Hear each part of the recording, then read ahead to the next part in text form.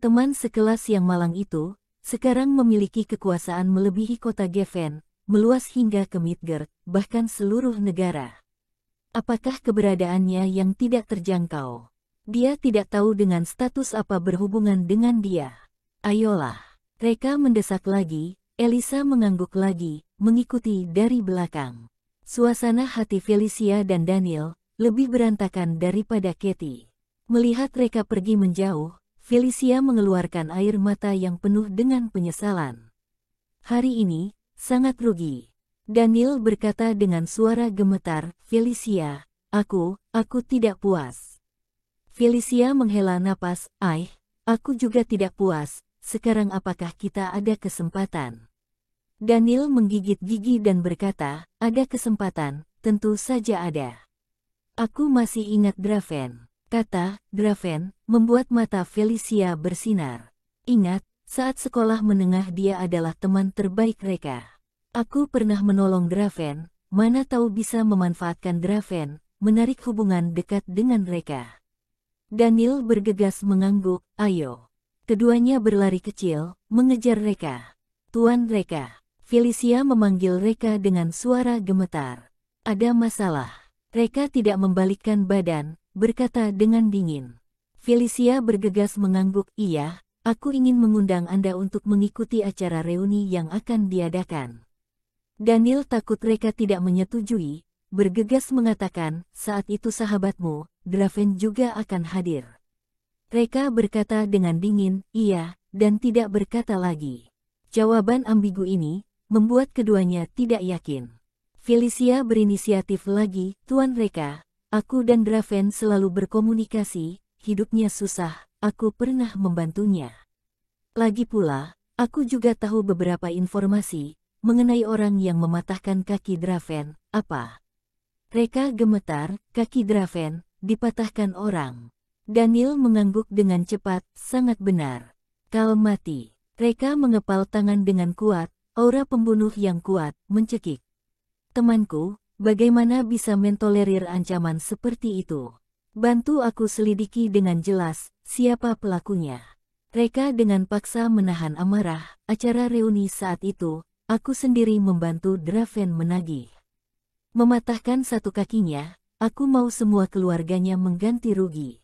Felicia dan Daniel bergegas menyetujui, tidak masalah, sebelum acara reuni, kami pasti memberikan jawaban yang puas untuk Anda. Reka pergi dengan langkah yang besar, sementara kalian kembali ke jabatan manajer toko, jika menyelidiki hal ini, akan ada penghargaan. Felicia dan Daniel sangat senang. Hari ini, Reka menghadiahkan Elisa 1% saham, menghadiahkan Katie dengan kesempatan kerjasama dengan Zenith Farmasi. Jadi, menghadiahkan mereka, tentunya akan membuat mereka makmur. Kesempatan mereka datang. Karena masalah Draven, Reka tidak memiliki nafsu makan. Elisa baru saja menjabat sebagai manajer umum, banyak kerjaan, dia juga tidak ada suasana hati untuk makan. Mereka hanya makan sedikit, dan berakhir dengan tergesa-gesa. Reka pulang ke rumah, Elisa mencari Katie untuk mengurus serah terima. Kebetulan juga, Reka baru saja pergi, tiran desa dari Marabunta, Bain datang. Pacarnya berulang tahun besok, dia datang untuk mengatur pesta ulang tahun.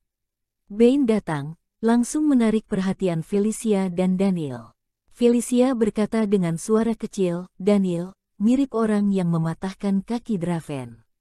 Daniel dengan yakin berkata, aku ingat dengan jelas, terdapat bekas luka di lehernya, 8 dari 10% dia. Felicia berkata, iya, memang tidak perlu susah payah mencari, keberuntungan datang sendiri. Kami harus memantau dia adalah kemakmuran kami. Daniel bergegas mengangguk, iya, aku memantau di sini, kamu memantau dari CCTV, mobil yang dikendarai, catat plat mobil. Ibu, ayo cepat mulai makan, putri kesayangannya sudah kelaparan. Tokia melihat semeja makanan pesta, air liur hampir mengalir. Tidak boleh. Avril menuang beberapa tetes minyak wijen ke sup iga, Reka tidak pulang, siapapun tidak boleh menyentuh sumpit. Mulut kecil Tokia cemberut, ibu, aku anak kandungmu, Reka hanya orang luar. sekarang perasaannya seperti aku yang dipungut. Zeus tersenyum dan berkata, salah, kamu dikasih orang. Tokia menendang Zeus dengan marah, diam, dasar kamu dengan siapa sekelompok. Ibu, walaupun kamu tidak memikirkanku, kamu setidaknya memikirkan visi. Visi dan aku sibuk seharian, menjadi kurus karena kelaparan, ayo segera mulai makan, memberikan asupan gizi kepada visi, berhenti, berhenti. Zeus dengan tampang tidak bersalah, visi yang cerdik dan cakap berkata, aku tidak pernah mengatakan ini. Tokia, ketidakkekalan dunia tidak dapat diprediksi. Dia tidak bekerja setiap hari, dan tidak pantas mendapatkannya. Di bawah penantian semua orang yang gelisah, Reka akhirnya terlambat. Afril menyambut Reka dengan semangat, memberikan Reka sandal. Reka, sudah lelah ya. Bensu juga menyiapkan cangkir anggur, menuangkan 2 gelas anggur. Reka, temani ayah minum. Reka berkata, baik, ayah. Ibu, Anda cepat makan sini, Anda telah bekerja sangat keras untuk menyiapkan banyak makanan. Baik, baik. Wajah Afril penuh dengan senyuman. Tokia berkata dengan marah, Reka, setelah berkeliaran di luar seharian, kamu ada muka menikmati perlakuan seperti ini. Sebelum mereka sempat berbicara, Afril pun bersuara, gadis ini, sembarang berbicara apaan. Reka lari ke sana sini untuk kamu. Jangan tidak tahu berterima kasih. Oh iya, Reka, apakah kamu sudah booking hotel untuk acara ulang tahun Tokia? Reka mengangguk, tenang saja Bu, aku sudah booking hotel Kingsley. Merasa sakit hati, Afril pun berkata, kenapa pergi ke tempat seperti itu? Besok akan banyak saudara yang datang, berapa yang harus dibayar untuk sebanyak orang itu? Reka tersenyum tanpa berkata apapun. Kemudian dia pun mengangkat gelas bir dan berkata, ayah, aku akan bersulang kepada Anda dulu, seluruh hotel Kingsley itu milikku, aku perlu membayar apapun. Baik, bagus. Bensu mengangkat gelas birnya dan minum dengan bahagia, bir yang bagus. Tokia tiba-tiba bertanya, Reka, aku bertanya kepadamu, apakah pembongkaran Marabunta berhubungan dengan kamu? Reka bertanya dengan penasaran, Tokia, kenapa tiba-tiba bertanya seperti itu? Tokia, haha, jangan berpura-pura seperti serigala berekor besar lagi. Aku sudah mencari tahu semuanya, Zenith Farmasi yang mau membangun pabrik farmasi di sekitar Marabunta. Semua penduduk desa Marabunta mengajukan permintaan ini. Peraturan dari Zenith Farmasi adalah, kalau ingin tanda tangan kontrak kerja, harus tinggal di pabrik farmasi. Jadi para penduduk pun segera menyetujui pembongkaran. Reka, kamu benar-benar sangat cerdas.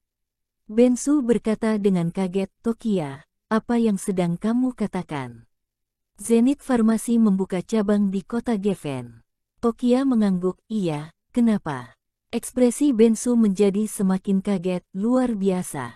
Zenith Farmasi adalah perusahaan raksasa hotline farmasi, tidak menyangka mereka akan ekspansi bisnis sampai kota Geffen yang tidak berkembang ini. Pemerintah kota Geffen bisa menerima beberapa ratus miliar, bahkan beberapa ratus triliun pajak lagi. Reka tersenyum, ayah, apakah kamu berminat kerja sama dengan Zenith Farmasi? Bensu tersenyum dengan pahit, Reka, kamu bercanda dengan ayah lagi. Perusahaan yang kerja sama dengan Zenith Farmasi semuanya adalah perusahaan terkenal yang memiliki verifikasi OTC. Klinikku yang kecil ini, mereka tidak akan mau. Reka memberi semangat, ayah, jangan begitu tidak percaya diri. Bisa jadi Zenith Farmasi sudah menyiapkan kontrak untuk kerja sama dengan ayah. Bensu mengulurkan tangan untuk memegang dahi Reka. Anak ini kenapa? Tidak ada demam kok, kenapa berbicara hal tidak masuk akal? Reka, toleransi alkoholmu sangat rendah. Baru minum berapa gelas sudah mabuk. Reka, kamu boleh menghina kepribadianku, tapi tidak boleh menghina kemampuan minumku. Ini adalah tidak hormat terbesar terhadap kekuatan kesadaran aku. Kekuatan kesadaran adalah jiwa seorang prajurit. Ayah, mari kita bersulang lagi. Tahun-tahun ini, Anda telah bekerja keras untuk menghidupi keluarga ini. Reka mengangkat gelasnya dengan senyuman. Kata-kata Reka berhasil menyentuh hati Bensu, dia tersenyum dengan manis, memang mereka yang paling mengerti ayah. Ayo minum lagi. Di dalam hati, Bensu berpikir, anak sialan, kemarin ayah dibuat mabuk olehmu, hari ini ayah harus mencari harga diriku kembali. Kedua orang pun mulai bersulang dan minum lebih banyak lagi.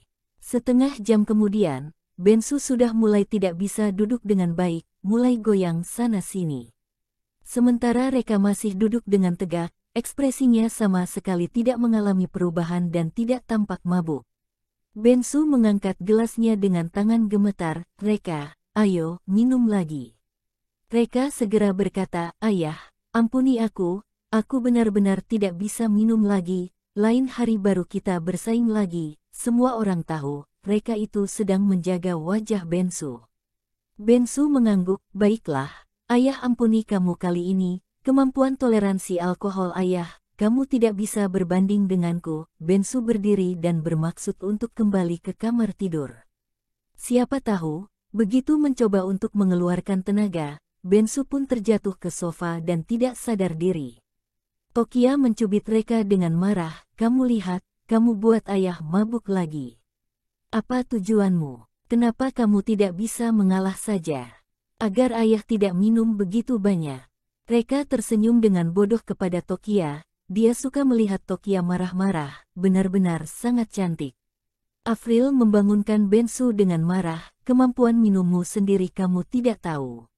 Kamu bisa berbanding dengan Reka.